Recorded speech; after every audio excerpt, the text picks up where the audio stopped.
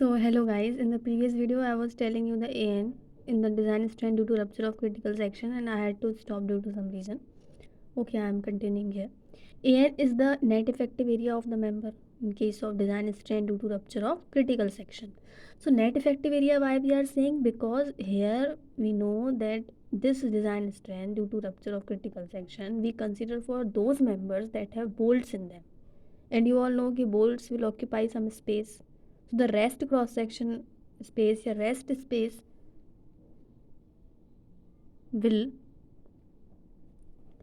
resist the coming tension force. That's why we are saying the net effective area.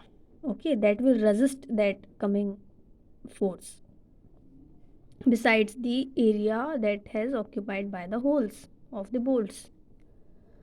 And bolts can be in two manner, they can be arranged in two manner. Bolts can be in the chain bolting manner or in the staggered bolting manner. So chain bolting means they will be in the vertical line in a मतलब एक simple एक line में होंगे bolts linear manner. And staggered bolting means they can be in the zigzag manner like you can see on the page number 33 of this code.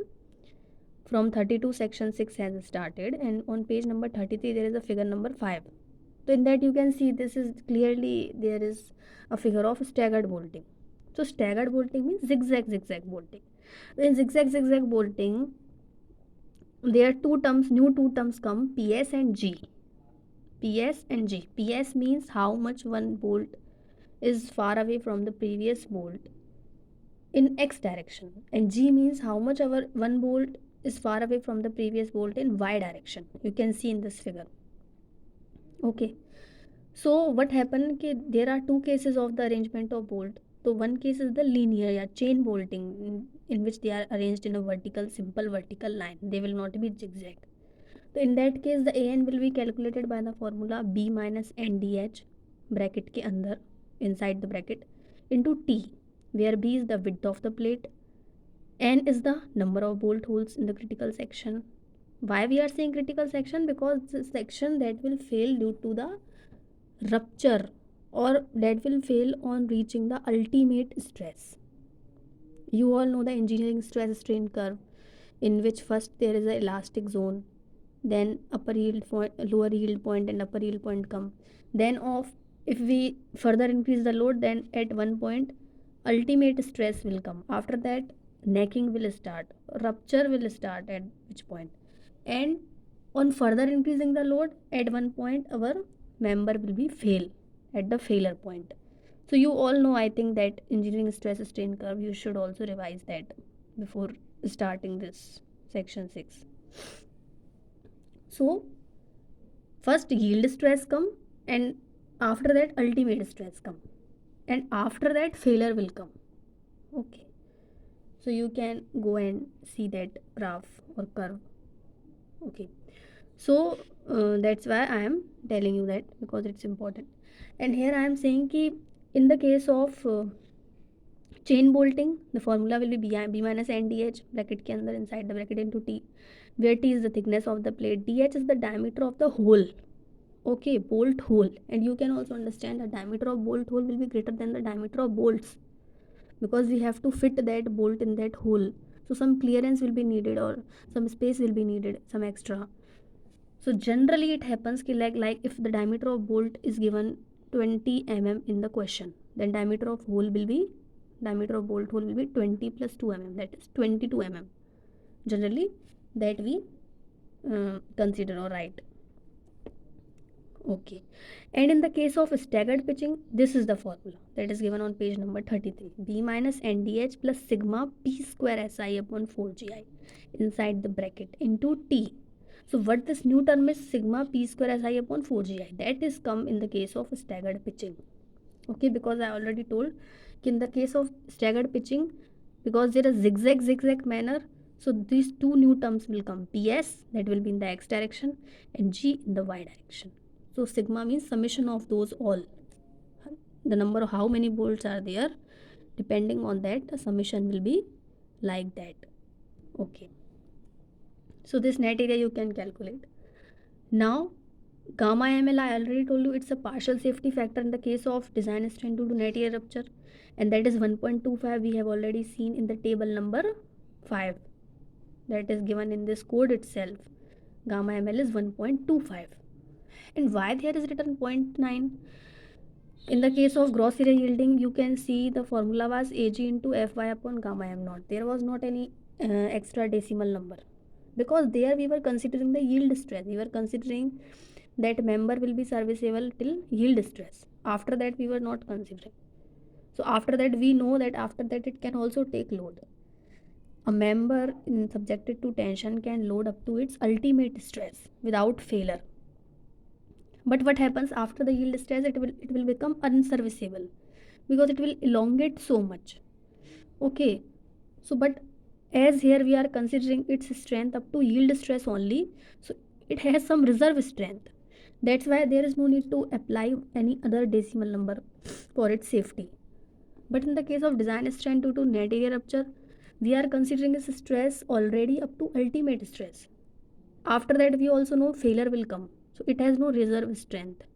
So that's why for its safety we are applying we are multiplying a decimal number of 0.9 for its safety, for its safety purpose, so that we will design it accordingly. Okay, now the next thing is, okay, the design strength due to net area rupture will be will be calculated in a different manner for different types of cross section. Like if we have plate, then formula will be simple, TDN is equal to 0.9 ANFU upon gamma ml.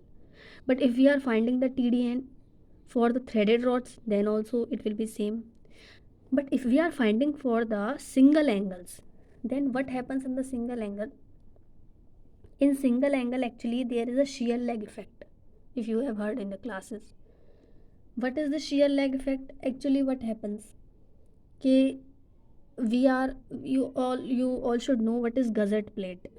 Gusset plate is a plate in which we join two or more members at a single joint, and like in the manner that the line of action of all those members should coincide at one joint. So we join two or more members at a single point on a gusset plate by the means of gusset plate. Gusset plate also helps in the transferring of uh, tension or load from one member to another member. So it helps in that thing also. So what happens ki when we connect our, like you can see here, like you can see in the figure number 6, you can see कि there is a gusset plate below, you can assume, and our angle is connected to that gusset plate. So you can see कि angle has uh, two component, one is the connected leg and one is the outstanding leg. Here है ना, connected leg is that leg that is connected to the gusset plate, and outstanding leg is that leg that is not connected, that is not in the connection with the gusset plate. So due to this unsymmetrical connection, like one leg is connected and one leg is not connected to the gusset plate, in the case of angle it happens, not case of plate, because plate is just wholly, it can be fully connected to the gusset plate.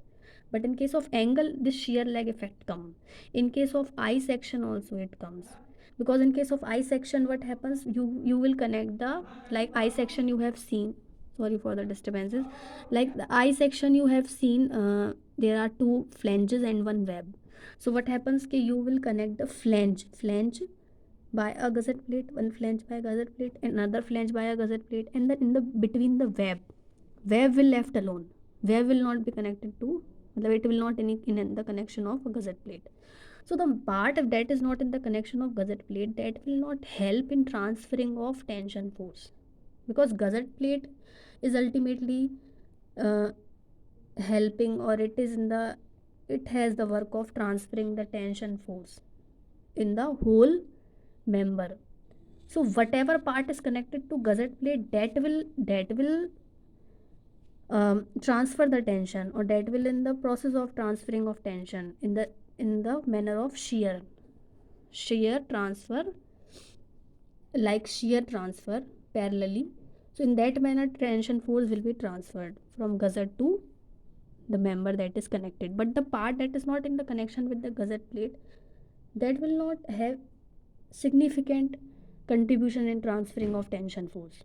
I think you are getting my point. So here also you can see that outstanding lag, it's in just in the air, or it's not in any connection with the gusset plate, so it will not have a significant contribution of um, transferring of tension force in the form of shear. Actually here transfers in the form of shear, है ना. So what happened, this outstanding lag will lag in shear by the connected lag will contribute to the more shear transfer or more tension transfer in the form of shear.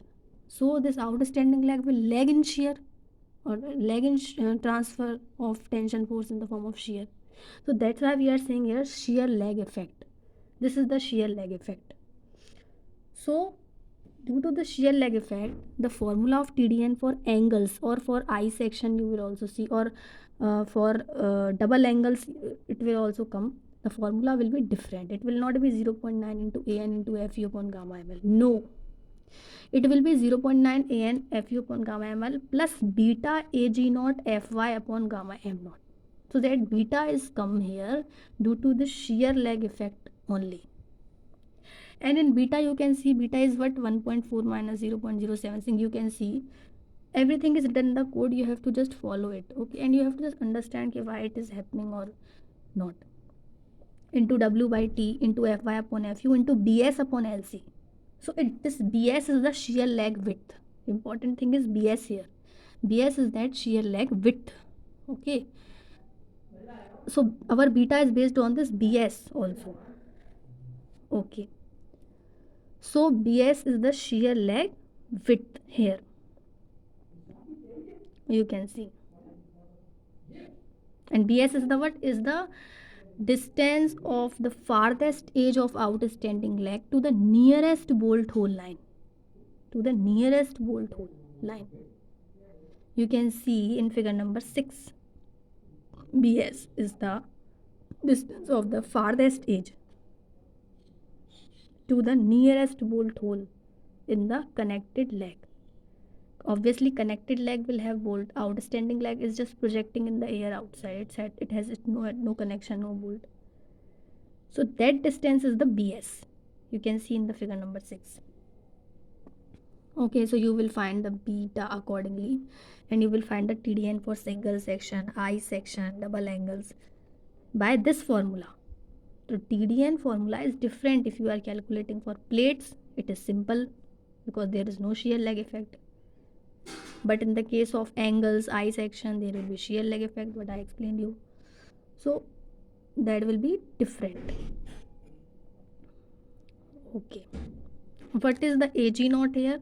AG naught is the gross area of the outstanding leg. Outstanding leg you can see here. This is the outstanding leg. So gross area means the total area that we have already calculated in the case of design strain due to gross area yielding. So that is simple. ANC is the net area of connected leg, because in the connected leg there will be bolts. So there we have to calculate the net area.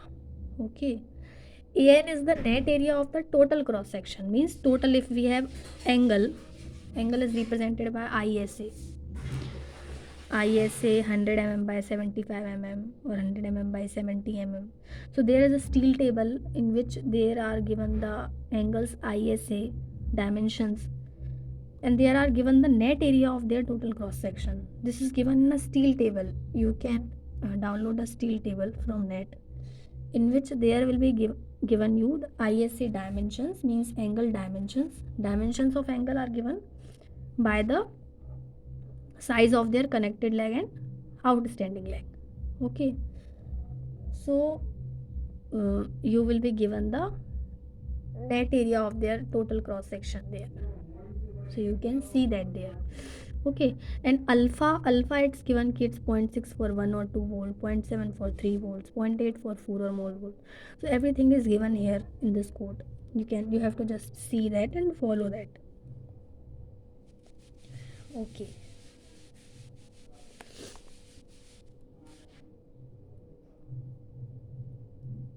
W is the outstanding leg width. Okay. And in the numerical you will get better understanding of this AN and TDN. Okay, now next is our design strength due to block shear. So in the case of what is block shear, you have to understand first. Block shear failure means failure will be due to two things: shear force and tension force. Okay, just wait for a moment. So there will be failure due to two things: tension as well as shear. So tension, you already know कि like if there is a simple rod or simple plate, then tension will be acting on one plate. Okay, now shear will act in a perpendicular plane of the plane in which tension is acting, and on that perpendicular plane there will be shear. You can see this thing in the you can see this thing in the figure number 7 in page number 30.